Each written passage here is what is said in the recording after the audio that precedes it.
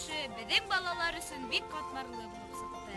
Улар Турслетқа оқытушылар күніне республика күніне арналған субботника көп көз алдылар. Аса препятствия мастояда біздің әрбір класстан 6 кеше 6 оқушыдан өз егет, өз қызыққа қатнаша. Ең бірінші біздің башлайыры 10 класс. Ошо сара ел хайын безнең мәктәптә үткәрелә. Шуның өчен безнең йолага кергән. Һәр класс олылардан кескәйләргә тиклем ярышта катнаша.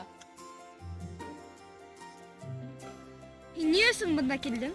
Мин был урманга килдем, чөнки монда бөтә класс менән, бөтә мәктәп балалары менән бергә шаярып, уйнап, бергә урманда утырып ашарга була.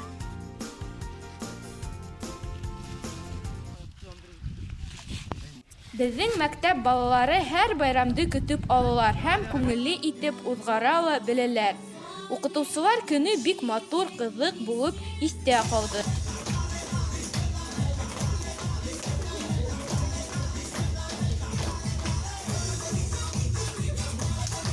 Башкортстан көне арналган сарала тематик яктан йөкмәткеле һәм бай булды.